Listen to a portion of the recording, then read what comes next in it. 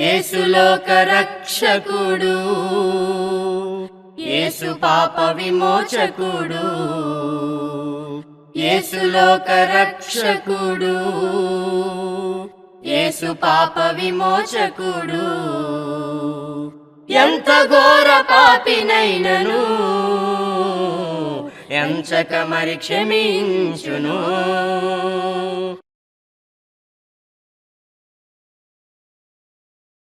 ప్రభునందు ప్రియమైనటువంటి ప్రియ సోదరి సహోదరులకు రక్షకుడైనటువంటి యేసుక్రీస్తు నామములో నా హృదయపూర్వకమైనటువంటి వందనములు తెలియజేస్తూ ఉన్నాను.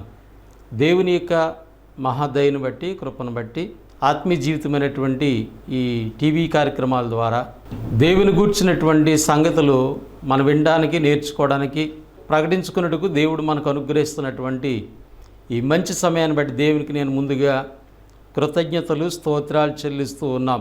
ప్రభునందు ప్రియమైనటువంటి వారులారా, ఆత్మీయ జీవితం అనే ఈ కార్యక్రమాలు మీ ఆత్మీయ జీవితాల్లో మేలుకరంగాను, తద్వారా దేవునికి మహిమకరంగా ఉంటున్నాయని మేము నమ్ముతూ ఉన్నాం. మరి ప్రత్యేకింపబడినటువంటి సమయంలో మరొక వాక్య భాగం ద్వారా కొన్ని విషయాలు మనము ఆలోచన చేద్దాం. దిద్దుబాటు కొరకు గద్దింపు అనేటువంటి మాటని మనము ఆలోచన చేద్దాం. దేవుడు తన పిల్లల్ని దిద్దుబాటు చేయుట కొరకు ఆయన గద్దిస్తాడు అనేటువంటి వాక్యము గ్రంథములో మనకి జ్ఞాపం చేయబడుతుంది. కనుక ప్రభునందు ప్రియమైనటువంటి వారులారా, ఈ మాటలను మనము దైవ గ్రంథము నుంచి ఆలోచన చేద్దాం. కీర్తన గ్రంథము 50వ అధ్యాయము 21వ వచన భాగంలో దేవుడు ఒక సందర్భంలో ఈ మాట మాట్లాడుతూ ఉన్నాడు. ఇట్టి పనులు నువ్వు చేసినను నేను మౌనునై ఉంటినని, అందుకు నేను కేవలం నీ వంటి వాడువని నీవు అనుకుంటివి. అయితే నీ కన్నులు ఎదుటి సంగతులను నేను వరుసగా ఉంచి నిన్ను గద్దించెదను. ప్రభునందు ప్రియమైనటువంటి వారులారా, దేవుడు గద్దిస్తాను అని చెప్తున్నాడు. దేని కొరకు దేవుడు గద్దిస్తాడు?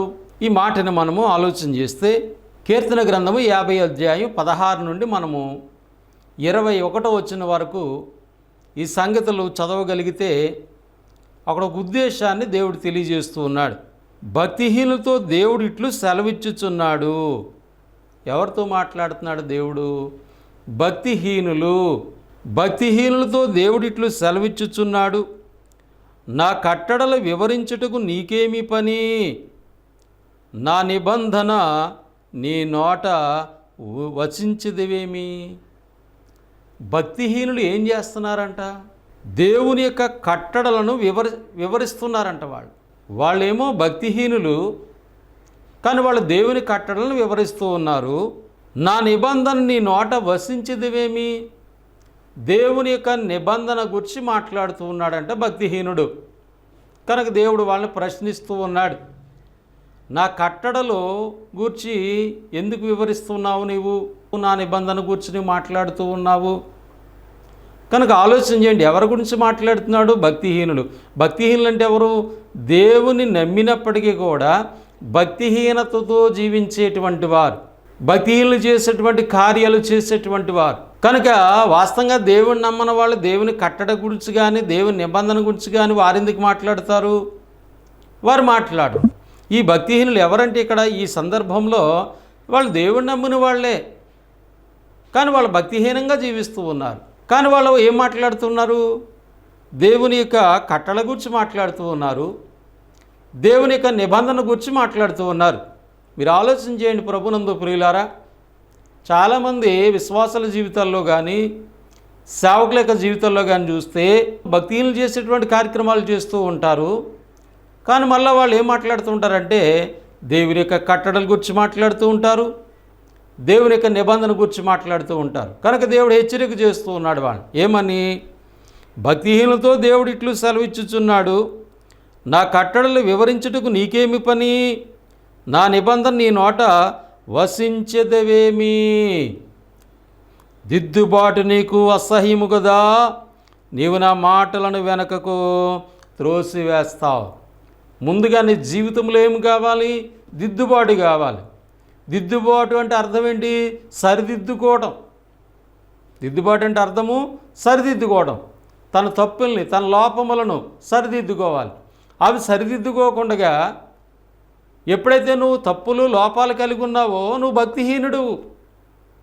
భక్తులు దేవుని నిబంధన ప్రకారంగా, దేవుని కట్టడ ప్రకారంగా భక్తులు జీవిస్తారు. కానీ భక్తిహీనులు వాటి గురించి మాట్లాడుతున్నారు కానీ వాటిని అనుసరించరు, కనుక తమ జీవితాల్ని సరిదిద్దుకోరు. కనుక దేవుడు ఏమంటున్నాడు? దిద్దుబాటు నీకు అసహ్యం, నువ్వు సరిదిద్దుకోవు. ఉదాహరణకి ఒక సేవకుడు మీరు త్రాగొద్దని బోధిస్తూ ఉంటాడు, కానీ తాను త్రాగుబోతుగా ఉంటాడు. మీరు వ్యభిచారం చేయొద్దని బోధిస్తూ ఉంటాడు, కానీ తను హేయమైన కార్యాలు చేస్తూ ఉంటాడు. అప్పుడు ఏమైంది? భక్తిహీనుడు. భక్తుడు ఏం మాట్లాడుతున్నాడు? దేవుని కట్టడల గురించి, దేవుని నిబంధన గురించి, దేవుని నియమాల గురించి మాట్లాడుతూ ఉన్నాడు. కానీ దేవుడు అంటున్నాడు ముందు నీకు దిద్దుబాటు అవసరం. కానీ నువ్వేం చేస్తున్నావు? దిద్దుబాటు నీకు అసహ్యంగా ఉంది, దిద్దుబాటు చేసుకోవు, సరిదిద్దుకోవు. నా మాటలు నువ్వు వెనకకు త్రోసేస్తావు. దేవుడు తన మాటల ద్వారా నిన్ను హెచ్చరిస్తుంటే, దేవుడు తన మాటల ద్వారా నిన్ను గద్దిస్తూ ఉంటే నీ వాటిని ఏం చేస్తావంటే వెనకకు త్రోసివేస్తున్నావు అనేటువంటి విషయాన్ని ఇక్కడ మాట్లాడుతూ ఉన్నారు. ఇంకా నీవు దొంగను చూసినప్పుడు వానితో ఏకీవించదవు, వ్యభిచారులతో నువ్వు సాంగత్యము చేసదు. దేవుని పిల్లలు వారి యొక్క సహవాసం ఎట్లా ఉండాలనేటువంటిది బైబిల్ చెప్పింది. ఉదాహరణకి క్రొత్త నిబంధన సత్యాన్ని చూసినట్లయితే మరి 3000 మందితో ఏర్పాటైనటువంటి సంఘం యొక్క పరిస్థితిని మనం చూసినప్పుడు వీరు అపోస్తల బోధ, సహవాసము, ప్రభుని యొక్క జ్ఞాపకాలు రొట్టె విరవడం, ప్రార్థనా జీవితాలు కలిగిన వారుగా వాళ్ళు ఉన్నారు. వారు ప్రతిదినము కూడా దేవుని సన్నిధిలో కొనసాగినటువంటి వారుగా ఉన్నారు. వారు ప్రజల యొక్క దయను, దేవుని యొక్క దయను పొందినటువంటి వారుగా ఉన్నారు. వారిని బట్టి అనేక మంది దేవునిలోకి నడిపింపబడ్డారు. ఇతరుల వారు ప్రభావితం చేసినటువంటి వారుగా ఉన్నారు. ఆదిమ క్రీస్తు ప్రభు సంఘం యొక్క ఆ పరిస్థితులు మనం ఆలోచన చేస్తే, అందుకని బైబిల్ ఏం చెప్తుందంటే కీర్తన గ్రంథం 1వ అధ్యాయములో దుష్టుల ఆలోచన చెప్పు నడువక, పాపుల మార్గము నిలువక, అపహాసకులుండి చోటు కూర్చుండక, నీవు యెహోవా ధర్మశాస్త్రమందు దివారాత్రులు కూడా ఆనందించుచు ఉన్నట్లయితే నువ్వు ధన్యుడు. నువ్వు చేసే ప్రతి కార్యము కూడా దేవుడు సఫలం చేస్తాడు అని బైబిల్ చెప్తూ ఉంది.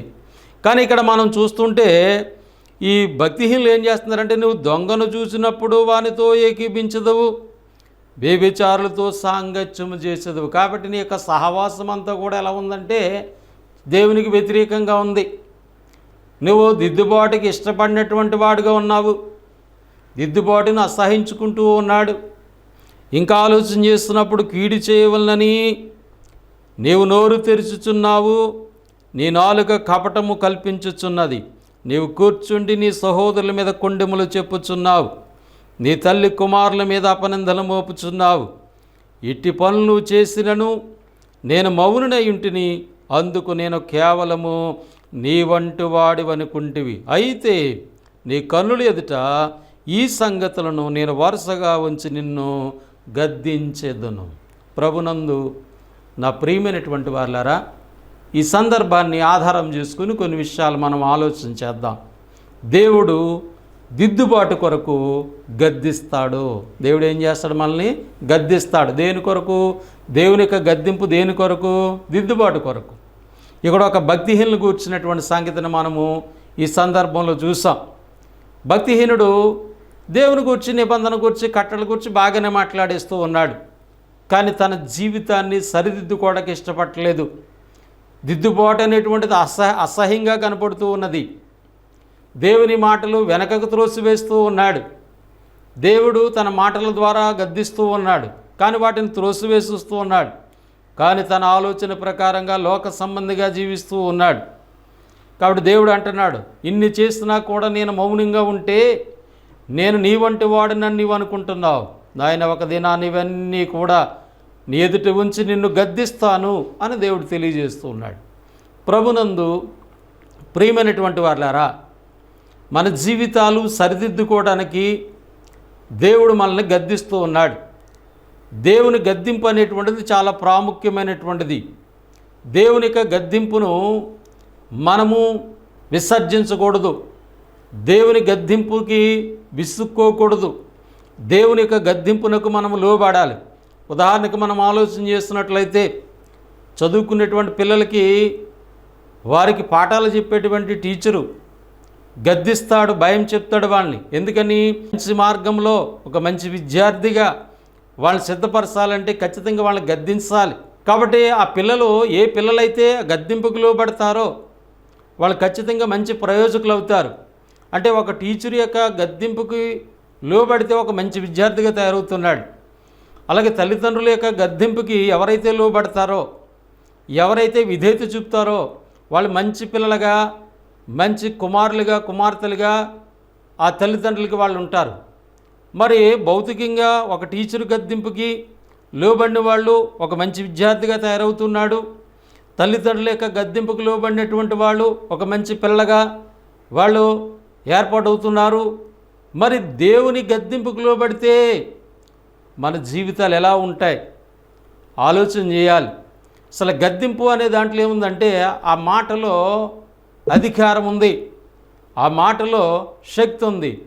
ఒక టీచరు గద్దింపుకే లోబడే వాళ్ళు మంచి విద్యార్థులు అవుతున్నప్పుడు, తల్లిదండ్రుల యొక్క గద్దింపుకు లోబడే వాళ్ళు మంచి పిల్లలు అవుతున్నప్పుడు, మరి దేవుని గద్దింపుకు లోబడే వాళ్ళు ఎలాంటి దేవుని పిల్లలుగా వాళ్ళు ఉంటారో, ఎలాంటి దేవుని యొక్క భక్తులుగా వాళ్ళు ఉంటారో మనం ఆలోచన చేయాలి. ప్రభునందు ప్రియులారా, అంతకంటే ప్రాముఖ్యమైన మాట ఏంటంటే దేవుని యొక్క గద్దింపు ఎంత గొప్పగా ఉంటుందో, దేవుడు గద్దిస్తే ఆ గద్దింపు యొక్క శక్తి ఎంత గొప్పదో మనము దైవ గ్రంథము నుంచి ఆలోచన చేద్దాం. సమూయేలు 2వ గ్రంథం 22వ అధ్యాయము 15-16 వచనాలు ఉన్నటువంటి ఒక ఉద్దేశాన్ని గమనిద్దాం. దేవుడు గద్దిస్తే ఆ గద్దింపు ఎంత గొప్ప శక్తి గలదో ఈ మాట గమనిస్తూ ఉన్నాం. యెహోవా గద్దింపునకు తన నాసికా రంధ్రముల శ్వాసము వడిగా విడువగా ఆయన గద్దింపునకు ప్రవాహముల అడుగు భాగములు కనపడెను, భూమి పునాదులు బయలుపడెను. ప్రభునందు ప్రియమైనటువంటి వాళ్ళారా, దేవుని యొక్క గద్దింపుకు ప్రవాహముల యొక్క అడుగు భాగములు కనపడ్డాయంట, భూమి యొక్క పునాదులు బయలుపరచబడిను అనేటువంటి విషయాన్ని ఇక్కడ భక్తుడు తెలియజేస్తున్నాడు. అంటే దేవుడు గద్దిస్తే ప్రవాహముల యొక్క అడుగు భాగం కనపడుతుంది. దేవుని యొక్క గద్దింపుకి, దేవుని యొక్క గద్దింపుకు భూమి యొక్క అడుగు భాగములు కనపడుతున్నాయి. ఈ సృష్టి ఎంత అద్భుతంగా దేవుడు చేశాడో మనం అనేక సందర్భాల్లో వింటూ ఉంటాం. భూమి గుండ్రంగా ఉందనేటువంటి విషయం మనందరికీ తెలుసు. అది ఎక్కడుందంటే శూన్యములో వేలాడుచున్నది. శూన్యములో వేలాడుతున్నటువంటి ఈ యొక్క భూమిని దేవుడు ఎంతో అద్భుతంగా చేశాడు. ఈ భూమి మీద ఆరినటువంటి నేలని మానవులు నివసిస్తూ ఉన్నారు. ఇంకా ఈ భూమి మీద అనేకమైనటువంటి నదులు, సముద్రాలు ఎన్నో ఉన్నాయి. అయితే సముద్రానికి ఏముందంటే కింద అడుగు భాగం భూమి ఉంది. పైన నీరున్నప్పటికి కూడా ఆ సముద్రం యొక్క అడుగు భాగాన్ని, ఆ ప్రవాహం యొక్క అడుగు భాగంలో భూమికి పునాది ఉంది అనే విషయాన్ని చెప్తున్నాడు. అంటే దేవుడు గద్దిస్తే ఆయన గద్దింపుకే భూమి యొక్క పునాదుల యొక్క అడుగు భాగములు కనపడుతూ ఉన్నాయి. గద్దింపులు ఎంత శక్తి ఉందో మనం ఆలోచన చేయాలి. మరొక వచనాన్ని మనం గమనించినట్లయితే యెషయా గ్రంథము 50వ అధ్యాయము 2వ వచన భాగంలో దేవుడు జ్ఞాపకం చేస్తున్నాడు ఈ మాటని. ఆయన గద్దింపు ఎంత గొప్పదో చెప్తున్నాడు. విడిపించడానికి నాకు శక్తి లేదనుకుంటున్నారా అంటే ఆయన శక్తిని గురించి మాట్లాడుతున్నాడు, ఆయన బలం గురించి మాట్లాడుతున్నాడు. నా గద్దింపు చేత సముద్రమును ఎండబెట్టెదును. దేవుని గద్దింపు సముద్రం ఏమైపోతుంది? ఎండిపోతుంది. మీరు ఆలోచన చేయండి, దేవుని గద్దింపు ఎంత గొప్పదో, ఎంత శక్తి కలిగినటువంటిదో. నా గద్దింపుకి భూమి యొక్క అడుగు భాగములు కనపడుతున్నాయి, పునాదులు కనపడుతున్నాయి. నా గద్దింపు సముద్రాన్ని ఎండబెట్టేస్తుంది, నదులను ఎడారిగా చేయుదును. అంటే దేవుని యొక్క గద్దింపులు ఎంత శక్తి ఉందో మీరు ఆలోచన చేయండి. అటువంటి శక్తి కలిగినటువంటి గద్దింపును నువ్వు అసహించుకుంటే ఇంకా నీ జీవితం ఏమైపోతుందో ఆలోచించేయండి ప్రభునందు ప్రియమైనటువంటి వర్లారా. కనుక మాటను బట్టి మనం గమనించవలసింది ఏంటంటే, ఒక టీచరు గద్దింపుకు లోబడితేనే ఒక మంచి విద్యార్థిగా తయారవుతున్నారు కదా, తల్లిదండ్రుల యొక్క గద్దింపుకు లోబడితే మంచి పిల్లలుగా వాళ్ళు తయారవుతున్నారు కదా. మరి దేవుని గద్దింపుకు లోబడితే, దేవుని గద్దింపు ఎంత గొప్ప శక్తి కలిగినటువంటిది, దేవుని గద్దింపు ఎంత గొప్ప శక్తి కలిగి ఉన్నది. సముద్రం ఎండిపోతుందా? నదులు ఎడారులు అయిపోతాయా? దేవుని గద్దింపులు అంత శక్తి ఉందా? అలాంటి శక్తి కలిగినటువంటి గద్దింపుకు నువ్వు లోబడితే నీ జీవితము దేవునికి ఎలా కావాలో అలా మారిపోతుంది. దేవునికి ఇష్టమైన బిడ్డగా నీ జీవితాలు మారిపోతాయి. కానీ ఈనాడు మారట్లేదంటే నీవు నేను దిద్దుబాటు చేసుకోవడానికి ఇష్టపడలేదు. దిద్దుబాటు చేసుకోవడానికి ఇష్టపడితే మనం దేవుని యొక్క గద్దింపుకు లోబడతాం. దేవుని యొక్క గద్దింపుకు లోబడితే ఆ దేవుని యొక్క గద్దింపు ఎంత శక్తి కలదో మనం గమనించాం. కనుక ప్రభునందు ప్రియమైనటువంటి వారులారా, దేవుని యొక్క వాక్యము నుంచి మనము గమనిస్తూ ఉన్నాం. కనుక దేవుడు ఏ విధంగా మనల్ని గద్దిస్తాడు? దేవుని గద్దింపు చాలా ప్రాముఖ్యమైనదిగా మనం చూస్తూ ఉన్నాం. ఆయన మనల్ని ఎలా గద్దిస్తాడో మనం దేవుని యొక్క వాక్యం ద్వారా తెలుసుకోవాలి. ఏమన్నా దేవుడు ఆత్మస్వరూపి కదా, దేవుడు కనపడ్డ కదా, మరి దేవుడు నీతో ఎలా మాట్లాడతాడు, నాతో ఎలా మాట్లాడతాడు, మనల్ని ఎలా గద్దిస్తాడు అని మనం ఆలోచన చేయొచ్చు. కనుక దేవుని యొక్క వాక్యము చాలా స్పష్టంగా లేఖనాలు మనకు తెలియజేస్తూ ఉన్నాయి. సామెతల గ్రంథము 5వ అధ్యాయము 12-13 వచనాల్లో ఒక సంగతిని మనము ఆలోచన చేద్దాం. అయ్యో, ఉపదేశముని ఎట్లు త్రోసివేసి తిని నా హృదయము గద్దింపునెట్లు తృణీకరించును. ఒక భక్తుడు జ్ఞాపకం చేసుకుంటూ ఉన్నాడు.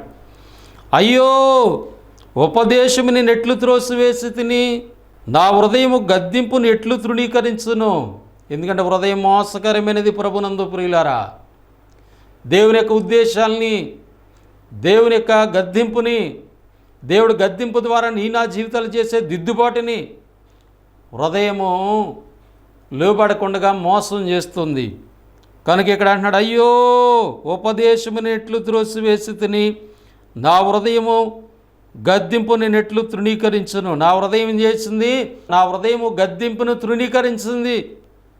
ఉపదేశాన్ని నెట్లు త్రోసివేశాను అంటే ఇక్కడ మీరు అర్థం చేసుకోవాలి, దేవుని గద్దింపు ఎలాగంటే ఉపదేశము ద్వారా, దేవుని వాక్యం ద్వారా దేవుడు నిన్ను గద్దిస్తాడు. కనుక ఉపదేశాన్ని నెట్లు త్రోసివేసి తిని నా హృదయము గద్దింపు నెట్లు తృణీకరించింది. నా బోధకుల మాట నేను వినకపోతిని, నా ఉపదేశకులకు నేను సెవియొగ్గలేదు. కనుక నేను మోసపోయాను, నేను నష్టపోయాను. ఎందుకనంటే గద్దింపుకు నేను హృదయం లోబడనివ్వలేదు. కనుక ఆలోచన చేయండి, నీ హృదయము నా హృదయము దేవుని గద్దింపు ఎట్లా వస్తుంది? ఉపదేశము ద్వారా. దేవుడు తన ఉపదేశము ద్వారా నిన్ను నన్ను గద్దిస్తాడనేటువంటి విషయాన్ని మనము జ్ఞాపకం చేసుకోవాలని పరిశుద్ధ గ్రంథం తెలియజేస్తుంది. దేవుని యొక్క గద్దింపునకు గనక మనము లోబడకపోతే ఎంత నష్టమో గ్రంథములో దేవుడు రాయించాడు. సామెతల గ్రంథం 15వ అధ్యాయం 10వ వచన భాగము, మార్గము విడిచిన వానికి కఠిన శిక్ష కలుగును, గద్దింపును ద్వేషించేవారు మరణము నొందుదురు.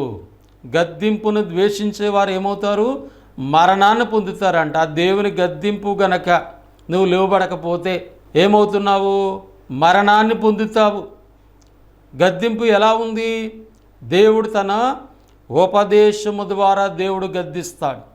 దేవుని యొక్క ఉపదేశాన్ని గనక నువ్వు లోబడకపోతే, దేవుని యొక్క ఉపదేశమును గనక నువ్వు తృణీకరించినట్లయితే నీవు మరణాన్ని పొందుతావు అనేటువంటి విషయాన్ని దేవుడు తన వాక్యం ద్వారా మనకి జ్ఞాపకం చేస్తున్నటువంటి విషయాలను మనము గమనిస్తూ ఉన్నాం. కనుక ప్రభునందు ప్రియులారా, దేవుడు తన ఉపదేశము ద్వారా మనలను గద్దిస్తాడు.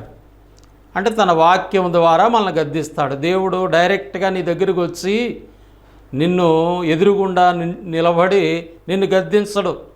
టీచర్ అయితే కనపడుతుంది, తల్లిదండ్రులు కనపడుతున్నారు, కానీ దేవుడు ఆత్మస్వరూపి, కానీ నీకు కనపడ్డు, కానీ తన ఉపదేశము ద్వారా నిన్ను గద్దిస్తాడు. దేని కొరకంటే నీ జీవితాన్ని దిద్దుబాటు చేయటం కొరకు. కనుక దేవుని యొక్క గద్దింపుని కనుక నువ్వు తృణీకరించినట్లయితే మరణము నొందుతారు అనేటువంటి మాటను దేవుడు తన గ్రంథములో వ్రాయించినటువంటి సందర్భము గ్రంథములో చూస్తాం.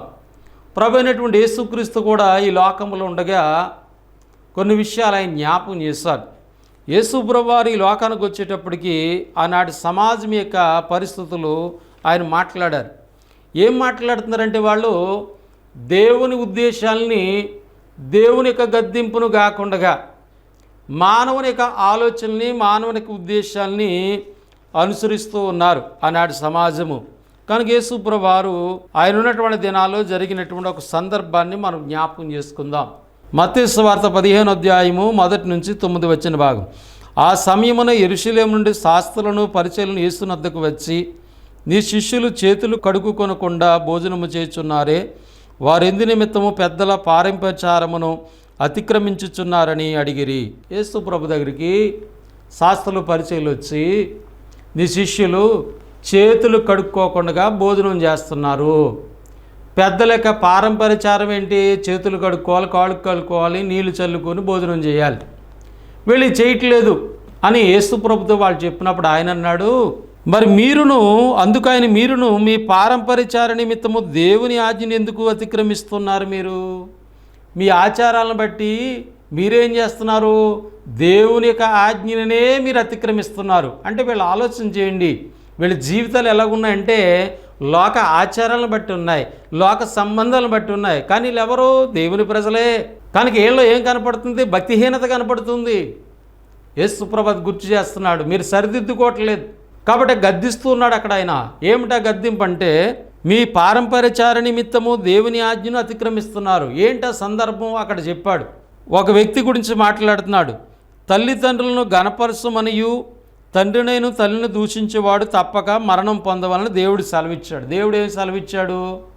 పిల్లలు తల్లిదండ్రులని గణపరచాలి, తల్లిదండ్రులను గౌరవించాలి, తల్లిదండ్రులను చూడాలి. ఈనాడు లోకంలో మనం చూస్తూ ఉన్నాం. ప్రభునందు ప్రియమైనటువంటి వాళ్ళారా, టీవీల్లో అనేక సందర్భాల్లో అనేక వార్తలు మనం వింటూ ఉన్నాం. తల్లిదండ్రులు ఎంతో కష్టపడి బిడ్డలను చదివిస్తే వారు ప్రయోజకులు అయిన తర్వాత వారి తల్లిదండ్రులు భారంగా ఉంటున్నారని వారిని విసర్జించేటువంటి వారు ఉన్నారు. ఈ మధ్యకాలంలో నేను ఒక వార్త విన్నాను. ఎంత భయంకరమైనటువంటిదే, ఆస్తులన్నీ రాయించేసుకుని తల్లిదండ్రులని బయటికి పంపించేశారు. అంటే కేవలము ఎలాంటి సమాజము లోకములో ఉంది కాబట్టి ఇలాంటి సమాజానికి దిద్దుబాటు అవసరం. కనుక దేవుని వాక్యం ద్వారా దేవుడు గద్దిస్తాడు. ఇక్కడ వీళ్ళు శాస్త్రంలో పరిచయలినప్పటికీ కూడా వాళ్ళు ఏం చెప్తున్నారంటే, యేసుప్రభు అంటున్నాడు, మీరు మనుషుల యొక్క ఆచారాలను తీసుకొస్తున్నారు. మనుషుల యొక్క ఆచారం ఏంటంటే ఇక్కడ చెప్పండి సంగతిలో, ఒక కుమారుడు వచ్చి తల్లిదండ్రులను చూసి, నా వల్ల నీకు ఏమి ప్రయోజనకరమైనదో అది దేవతార్పితమని చెప్తే చాలంటున్నారు వీళ్ళు. ఏంటంటండి, తల్లిదండ్రులు చూడకుండా నా వల్ల, ఓ తల్లిదండ్రులారా, నా వల్ల మీకు ఏది మేలు జరుగుతుందో అది దేవుడికి అర్పితం చేసేసానని చెప్తే ఇంకా వాళ్ళ తల్లిదండ్రులు చూడక్కర్లేదంట. కానీ బైబిల్లో దేవుడు ఏం రాయించాడు? దేవుని వాక్యం ఏం చెప్తుంది? దేవుని ఉపదేశం ఏం చెప్తుంది? నీ తల్లిదండ్రులను గణపరచకపోతే, నీ తల్లిదండ్రులను సన్మానించకపోతే అలాంటి పిల్లల్ని చంపాలి, మరణానికి పాత్రుడు వాడని దేవుడు చెప్పాడు. కనుక దేవుని పిల్లలు దేవుని యొక్క ఉద్దేశాలు ఎదగాలి, దేవుని యొక్క బోధలు ఎదగాలి, వాళ్ళ చిన్నతనం నుంచి వాళ్ళ జీవితాలు సరిదిద్దు చేయబడాలి. ఈనాడు అనేక మంది, మా పిల్లలు మా మాట వింటలేదు, మా పిల్లలు మమ్మల్ని చూడట్లేదు, మా పిల్లలు మమ్మల్ని పట్టించుకోవట్లేదు అంటూ ఉన్నారు. కారణాలు ఏంటో తెలుసా?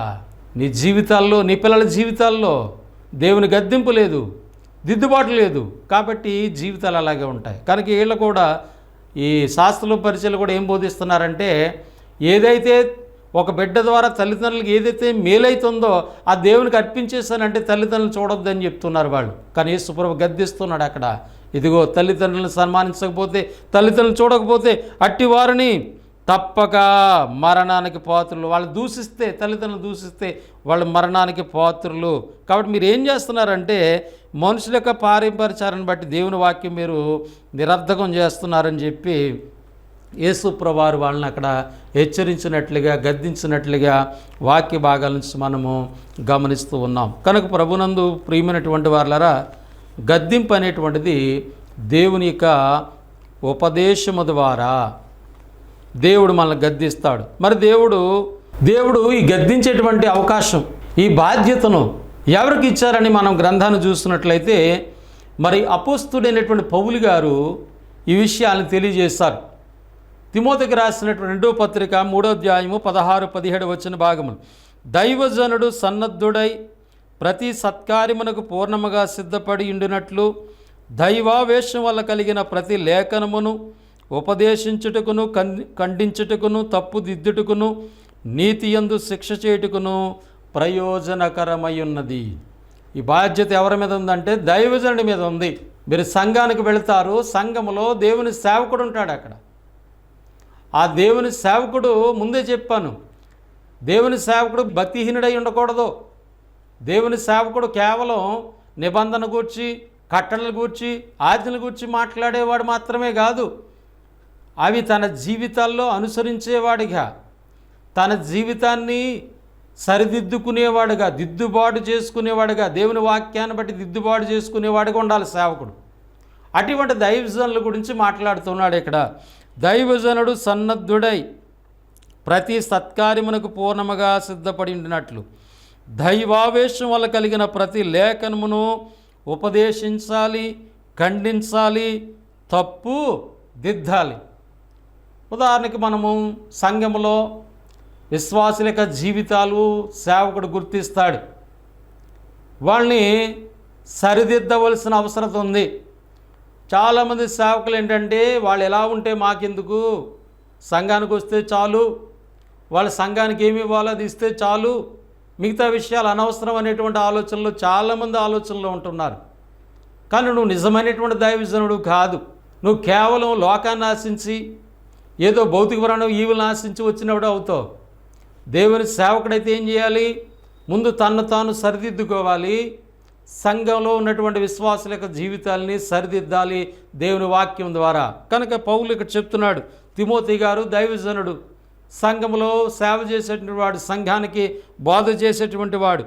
కనుక ఉపదేశించుటకును, ఖండించుటకును, తప్పుదిద్దుటకు, నీతి యందు శిక్ష చేయడానికి ప్రయోజనకరమైనటువంటి కార్యక్రమం ఎవరు చేయాలంటే దైవజనుడు ఖచ్చితంగా చేయాలి. దైవజనుడు ఖచ్చితంగా దేవుని యొక్క ఉపదేశాన్ని, దేవుని యొక్క ఉద్దేశాన్ని ఖచ్చితంగా సంఘానికి తెలియజేయాలి. పౌలు గారు ఎంత గొప్ప దైవజనుడో మనం గ్రంథంలో చూస్తాం. ఆయన ఆ బిడ్డల యొక్క లోపాలు సరిదిద్దడానికి ఆయన ప్రతిరోజు ఏం చేసేవాడో గ్రంథంలో వ్రాయించాడు. ప్రభునందు ప్రియమైనటువంటి వారులారా, తెస్సలోనికి రాసినటువంటి 1వ పత్రిక 3వ అధ్యాయము 9వ వచ్చిన భాగం, మేము మీ ముఖము చూసి మీ విశ్వాసములను లోపములు తీర్చినట్లు అనుగ్రహింపమని రాత్రింబగల్లో అత్యధికంగా దేవునికి వేడుకొనుచుండగా. ఏం చేసేవాడంట ఆయన? విశ్వాసుల యొక్క లోపాలని సరిదిద్దడానికి దేవుడు తనకు కావలసిన జ్ఞానాన్ని, ఆలోచన దయచేయాలని ప్రతిదినము కూడా రాత్రింబగళ్ళు ఆయన ప్రార్థన చేసినటువంటి వాడుగా, మంచి దైవజనుడిగా కనపడుతూ ఉన్నాడు.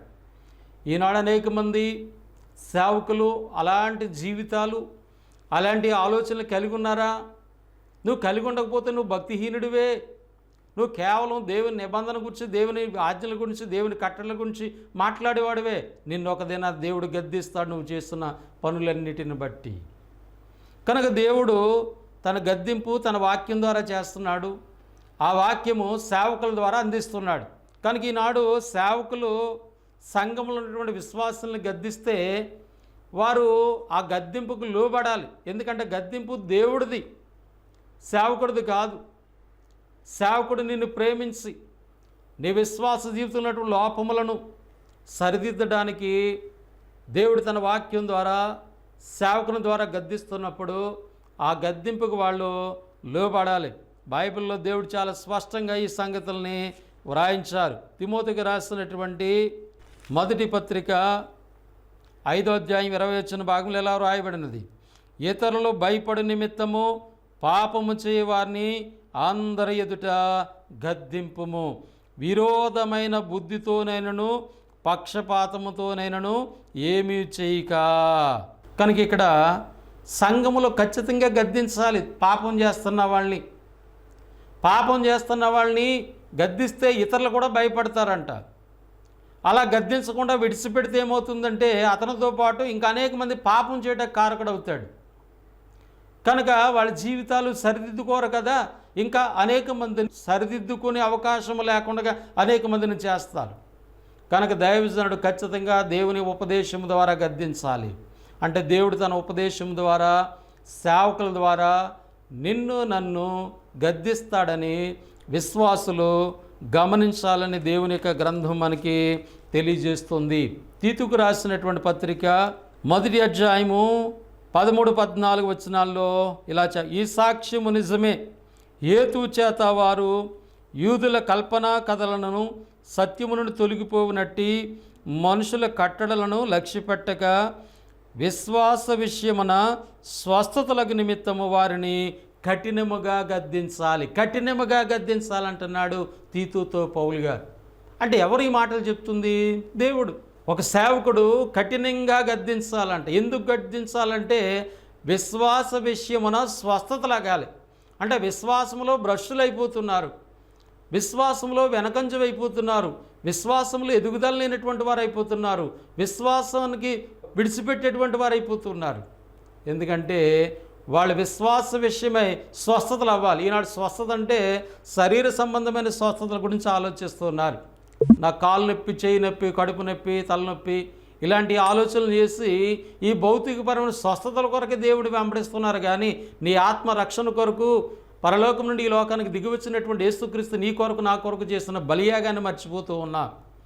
ఆయన రక్తధారలో నిన్ను నన్ను కడిగి సంగముగా చేసిన దేని కొరకంటే తన వాక్యము ద్వారా నా జీవితాలను సరిదిద్దుతాడు. ఎందుకని సరిదిద్దుతాడంటే నీ విశ్వాస జీవితంలో లోపము లేని వారుగా, నీ విశ్వాసము స్వస్థత పొందేలాగున. విశ్వాసానికి ఏమి ఉండకూడదంటే అపవిత్రత ఉండకూడదు, భ్రష్టత్వం ఉండకూడదు, భక్తిహీనులుగా ఉండకూడదు. కనుక దేవుడు వాక్యం ద్వారా నిన్ను నన్ను సరిదిద్దుతాడనేటువంటి విషయాన్ని గమనించాలి. నందు ప్రియులారా, దేవుని గద్దింపు ఎంత శక్తి గలదో, దేవుని గద్దింపు ఎలా జరుగుతుందో, అది ఎవరి ద్వారా దేవుడు నిన్ను నన్ను గద్దిస్తాడో, దేవుని వాక్యం ద్వారా, దేవుని సేవకుల ద్వారా సంఘములో దేవుడు గద్దిస్తాడు. గద్దింపు దేని కొరకంటే దిద్దుబాటు చేయటానికి. ఈ సంగతిని మనము గుర్తించాలి. గద్దింపుకు మనము విధేయత చూపాలి. అలా విధేయత చూపితే, గద్దింపుకు లోబడితే మన జీవితాల్లో ఎంతో మేలు. వాస్తవంగా దేవుడు ఎందుకు నిన్ను నన్ను గద్దిస్తున్నాడు? సామెతల గ్రంథం 3వ అధ్యాయం 11-12 వచ్చిన భాగాలు చూసినట్లయితే, నా కుమారుడా, యెహోవా శిక్షను తృణీకరింపవద్దు, ఆయన గద్దింపునకు విసుక్కోవద్దు. దేవుని యొక్క గద్దింపుకు విసుక్కోవద్దు నాయన. ఎందుకు విసుక్కోకూడదు? గద్దిస్తే విసుగు వస్తుంది చాలామందికి. ఉదాహరణకు సంఘంలో మరి సత్య ఆరాధన చేస్తున్నప్పుడు సంఘంలో ఆరాధనకు 5 ఆజ్ఞలు ఉంటాయి. ఆదివారం సంఘము కూడుకోవాలి, ఒకేసారి అందరూ కూడుకోవాలి, ఎవరు ఇష్టం వచ్చినట్టు వాళ్ళు రాకూడదు. ఒక సమయం ఉంటుంది, ఆ సమయంలో ప్రతి ఒక్కరు రావాలి, అందరూ ఏకీభించాలి. మొదటి ప్రార్థనలో కీర్తనలో పాలు పొందాలి, అందరూ కలిసి దేవుని స్తుతించాలి, దేవుని వాక్యం శ్రద్ధాశక్తులతో వినాలి. ప్రభువు చేసినటువంటి బలియాగమును, ఆ కలువరిశిలో ఆయన పొందిన శ్రమలను జ్ఞాపకం చేసుకుని తలంచుకొని ప్రభురాత్రి భోజనంలో పాలు పొందాలి. 5వదిగా సంఘ క్షేమం కొరకు దేవుడు నా జీవితాల్లో ఇచ్చినటువంటి శ్రేష్టమైన భాగాలు సంఘ క్షేమం కొరకు, దేవుని కార్యాల కొరకు కానుకల రూపంలో సమర్పించాలి. ఈ 5 ఆజ్ఞలు కూడా చాలా జాగ్రత్తగా చేయాలి. కాబట్టి ఇందులో ఏ ఆజ్ఞను కోల్పోయినా కూడా నువ్వు దేవుణ్ణి ఆరాధించలేదని అర్థం. రెండవదిగా నువ్వు పాపం చేస్తున్నావని అర్థం. ఇంకా లోతుకి వెళితే నీవు జీవితాన్ని సరిదిద్దుకోవట్లేదని అర్థం. ఎందుకనంటే ఎప్పుడు చూసిన నువ్వు ఆ ఆరాధనలో మధ్యన వస్తుంటే, లేదా ప్రార్థన అయిపోయాకో, పాటలు అయిపోయాకో, వాక్యం అయిపోయాకో వస్తుంటే నీ జీవితంలో దిద్దుబాటు లేదని అర్థం. అంటే దేవుని యొక్క గద్దింపుకు విసుక్కుంటున్నావని అర్థం. అందుకని దేవుని గద్దింపును విసుక్కోకూడదు. ఆ గద్దింపు సేవకుడు చెప్తాడమ్మా, ఆరాధన అంటే ఇది, సువార్త అంటే ఇది. కాబట్టి వాళ్ళు ఖచ్చితంగా దేవుని వాక్యం ద్వారా నీకు సత్యాన్ని తెలియజేస్తున్నప్పుడు ఆ యొక్క ఉద్దేశాలకి మనం లోబడితే అది ఎంతో ధన్యత. ఎందుకని ఇక్కడ చెప్తున్నాడంటే ఆయన గద్దింపునకు విసుక్కోవద్దు, తండ్రి తనకు ఇష్టుడైన కుమారుని గద్దించు రీతిగా యెహోవా తాను ప్రేమించు వారిని గద్దిస్తాడు. దేవుడంట తన ప్రేమించే వారిని గద్దిస్తున్నాడంట. దేవుడు సంఘములో వాక్యం ద్వారా ఎందుకు గద్దిస్తున్నాడంటే సంఘాన్ని ప్రేమించాడు యేసు ప్రభు. సంఘము కొరకు ఆయన ప్రాణం పెట్టాడు. కాబట్టి సంఘాన్ని ఆయన ప్రేమిస్తూ ఉన్నాడు. కనుక సంఘాన్ని సరిదిద్దడానికి, ఆ పిల్లల్ని సరిదిద్దడానికి దేవుడు తన సేవకుల ద్వారా, వాక్యము ద్వారా దేవుడు గద్దిస్తూ ఉన్నాడు. కాబట్టి గద్దింపుని విసుక్కోవద్దు. ఎందుకంటే ఒక తండ్రి తనకిష్టమైన బిడ్డల్ని ఏం చేస్తాడంట? గద్దిస్తాడు. మన పిల్లల్ని, మనకు బాగా ఇష్టమైన పిల్లల్ని చెడు మార్గాల్లోకి వెళ్లకుండా బుద్ధి చెప్తాం, గద్దిస్తూ ఉంటాం, అవసరమైతే కొడుతూ ఉంటాం. ఎందుకని? ఆ బిడ్డ అంటే నీకు ఇష్టం, ఆ బిడ్డ పాడైపోవడం నీకు ఇష్టం లేదు. అలాగే దేవుని పిల్లలైనటువంటి సంఘము మరి దేవునికి వ్యతిరేకంగా భక్తిహీనులుగా తయారైపోవడం దేవునికి ఇష్టం కాదు. గనుక దేవుడు ఖచ్చితంగా నిన్ను, నన్ను, సంఘములో ఉన్నటువంటి మనల్ని సేవకుల ద్వారా, తన వాక్యం ద్వారా గద్దిస్తాడు. కాబట్టి గద్దింపుకు లోబడితే నీకు మేలు. ఎందుకంటే తను ప్రేమించే వారిని దేవుడు గద్దిస్తున్నాడు. మరి దేవుడు తను ప్రేమించేవారు విషయంలో ఎటువంటి ఆలోచన కలిగి ఉన్నాడు? అపోస్తుడైనటువంటి పౌలు గారు రోమలో ఉన్న సంఘానికి రాశాడు. దేవుడు నిన్ను ప్రేమిస్తే గద్దిస్తున్నాడు కదా. అంతేకాదు, ఆయన ప్రేమిస్తే నీ జీవితాల్లో అనేకమైన సమస్యలు దేవుడు నిన్ను తప్పిస్తాడు. రోమపత్రిక 8వ అధ్యాయం 35వ వచన భాగం. క్రీస్తు ప్రేమ నుండి మనల్ని ఎడబాపేవాడెవడు? శ్రమ అయినను, బాధ అయినను, హింస అయినను, కరువైనను, వస్త్రహీనతైనను, ఉపద్రవమైనను, ఖడ్గమైనను మనల్ని ఎడబాపునా. క్రీస్తు ప్రేమలో నువ్వు ఉన్నావు కనుక దేవుడు నిన్ను ప్రేమించాడు కనుక నేను గద్దిస్తున్నాడు. దేవుని గద్దింపుకు లోబడితే ఆ దేవుని ప్రేమ లేదా క్రీస్తు ప్రేమ ఏం చేస్తుందంటే నిన్ను ఏ సమస్య నుంచి కూడా దేవుడి నుంచి ఎడబాటు చేయదు. శ్రమ, బాధలు, హింసలు, కరువు, వస్త్రహీనత, ఉపద్రవము, ఖడ్గము మనల్ని ఎడబాపున. క్రీస్తు ప్రేమ నుండి ఇవన్నీ కూడా నిన్నేమీ కూడా చేయలేవు. ఎందుకనంటే 37వ వచనం, అయినను మనల్ని ప్రేమించిన వాని ద్వారా మనం వీటన్నిటిలో అత్యధిక విజయము పొందుచున్నాం. కనుక దేవుడు నీకు విజయాన్ని చేకూరుస్తాడు. శ్రమల నుంచి, బాధల నుంచి, ఇబ్బందుల నుంచి, వస్త్రహీనత నుంచి, కరువు నుండి, ఉపద్రవాల నుండి దేవుడు నీకు విజయాన్ని చేకూర్చి నిన్ను కాపాడుతున్నటువంటి దేవుడు. కాబట్టి ప్రభునందు ప్రియులారా, దేవుడు నీ జీవితాన్ని సరిదిద్దడానికి దేవుడు నిన్ను గద్దిస్తాడనే విషయాన్ని గుర్తించాలి. కనుక భక్తిహీనులను హెచ్చరిస్తూ దేవుడు చెప్పిన మాటను మనం జ్ఞాపకం చేసుకున్నాం. దిద్దుబాటు కొరకు గద్దింపు. అక్కడ గద్దింపుకి మనం లోబడదాం, దేవుని చేత ప్రేమించబడదాం. ఆ ప్రేమ నుండి అనేకమైన విషయాల నుండి మనం తప్పించబడదాం. దేవుడు అటువంటి కృపని, అటువంటి ప్రేమని నా జీవితాల్లో దేవుడు కృప చూపాలని ప్రేమతో తెలియజేస్తూ, మిమ్మల్ని ప్రేమతో హెచ్చరిస్తూ, నన్ను నేను హెచ్చరించుకుంటూ ముగిస్తూ ఉన్నాను. మీ అందరికీ నా వందనములు. పరిశుద్ధుడైన మా తండ్రి, ప్రేమగల ప్రభు, నీకు స్తోత్రములు, కృతజ్ఞతలు చెల్లిస్తూ ఉన్నాం. మా జీవితాలు సరిదిద్దుట కొరకు మీ యొక్క ఆలోచన మేము జ్ఞాపకం చేసుకున్నాం. చెప్పబడిన సంగతులు నిష్ప్రయోజనము కాకుండా మందర జీవితములలో ఫలింపచేయండి. ఈ వాక్య పరిచర్య వింటున్నటువంటి బిడ్డలందరినీ మీరు జ్ఞాపకం చేసుకుని దీవించండి. మమ్మల్ని పరిపాలించిన నాయకులు, అధికారులు, మా దేశ రాష్ట్ర ప్రజల నాయకులు జ్ఞాపకం చేసుకోండి. సత్య సువార్తకు ఆటంకం లేని పరిస్థితులు దయచేయండి. ప్రయాసపడుతున్నటువంటి దైవజనులు దీవించండి, విశ్వాసాలను బలపరచండి. నన్ను ప్రోత్సహిస్తున్న స్థానిక సంఘమును ఆర్థికంగా సహకరించి ప్రోత్సహిస్తున్న బిడ్డలను మీరు దీవించమని ప్రార్థన చేస్తూ, ఈ కార్యక్రమాల కొరకు పరిచర్య చేస్తున్నటువంటి సహకారులందరిని బట్టి మీకు స్తుతులు చెల్లిస్తూ, యేసుక్రీస్తు నామములు ప్రార్థన అడిగి వేడుకొనుచున్నాము తండ్రి, ఆమెన్. మీ అందరికీ వందనములు. దేవుడు మిమ్మల్ని, మీ కుటుంబాలను దీవించి ఆశీర్వదించునుగాక. ఆమెన్.